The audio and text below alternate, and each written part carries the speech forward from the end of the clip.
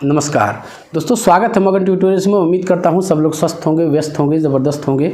दोस्तों, उत्तर प्रदेश शिक्षक पात्रता परीक्षा ये कब होगी? अब इस समय संशय बन चुका है। ये 2022 में हो भी पाएगी या नहीं हो पाएगी, या अगले वर्ष होगी, ये तमाम संशय जो बच्चे हैं उनके दिमाग में बना हुआ है दोस्तों। और ये परीक्षा शुरू से ही ये डगमगाती रही है। हम लोग जानते हैं, आप लोग को याद होगा 11 फरवरी 2011 को एनसीटी ने एक अधिसूचना जारी करके उसने कहा कि वर्ष में कम से कम एक बार ये परीक्षा कराया जाना अनिवार्य है। इस परीक्षा को कराना है एक बार।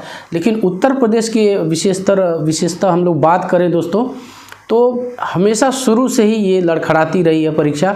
2019 की बात करें तो 2019 की परीक्षा CAA और ये जो NRC का बिल आए थे, ये दोनों, इसके विरोध के कारण ये परीक्षा 2019 में नहीं हो पाई। वो 8 जनवरी 2020 में हो पाई थी, आप लोगों को याद होगा। जो 2020 का सत्र था, उस समय कोरोना महामारी आ गई, तो ये इस सत्र को शून्य कर दिया गया। 2021 का है दोस्तों, 2021 का आप लोगों ने देखा होगा कि इसका पेपर ही लीक हो गया।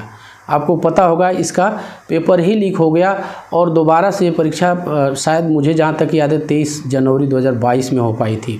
अब 2022 का क्या?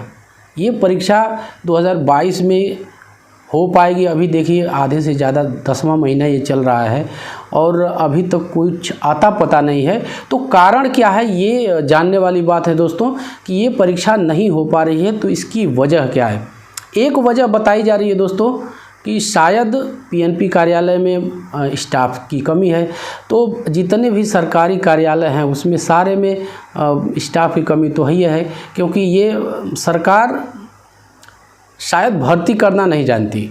मैं तो यही कहूँगा यहाँ पे कि शायद ये सरकारी जो एम्प्लॉई हैं उनकी ये वैकेंसी करना ही नहीं जानती। ये इसका पूरा ध्यान प्राइवेटाइजेशन की तरफ है दोस्तों। और ये जो स्टाफ की कमी बताई जा रही है दोस्तों कि PNP कार्यालय में स्टाफ की कमी है, इसलिए परीक्षा नहीं अरेंज कर पा रहे हैं। मुझे नहीं लगता कि ये बड़ी वजह है। सबसे बड़ी वजह जो मैं मानता हूँ दोस्तों, वो जो BEd BTC विवाद है सुप्रीम कोर्ट में, यही बड़ी वजह है। हमको पता है कि उत्तर प्रदेश में जो BEd वाले हैं उनका UP टेट का रिजल्ट भी रोक के रखा हुआ है। तो फिर अगर अगली वैकेंसी की डेट भी आती है तो ये एक ऊहापोह की स्थिति होगी कि कराया जाए, BEd वालों को फिर से भरने का मौका दिया जाए या न दिया जाए। तो ये बड़ी वजह है। मुझे ऐसा लगता है यही कारण हो सकता है कि सरकार वेट कर रही हो, सरकार भी वेट कर रही हो कि सुप्रीम कोर्ट का डिसीज़न आ जाए, इसके बाद कोई फैसला लिया जाए तो ज़्यादा अच्छा रहेगा। तो मुझे जहाँ तक लगता है दोस्तों कि ये परीक्षा, हम सभी जानते हैं कि 16 नवंबर को फिर से डेट लगी है सुप्रीम कोर्ट में BEd BTC विवाद जो है उस पर बातचीत करने के लिए, उसकी सुनवाई करने के लिए। तो अब 16 नवंबर तक तो कोई संभावना नहीं बनती। जहाँ तक मुझे लगता है जो भी संभावना बनेगी 16 नवंबर की सुनवाई के बाद जो डिसीज़न आएगा, या फिर अगली डेट मिल जाती है, पता नहीं क्या होगा इसके बारे में भी कुछ नहीं कहा जा सकता। तो मुझे जो लगता है वो लगता है कि 16 नवंबर के बाद ही जो कुछ होना होगा वो होगा दोस्तों। अभी इस समय इंतज़ार करना बेकार है। और ये ज़रूर मैं आप लोगों से कहूँगा कि आप लोग अपनी तैयारी भी करते रहिए और इस चैनल पे आपको प्रमाणिक कंटेंट मिल जाएंगे। आप हिंदी की तैयारी करना चाह रहे हो, गणित की तैयारी करना चाह रहे हो, बेसिक गणित आपको पूरे जो टॉपिक्स हैं वो मिल जाएंगे दोस्तों।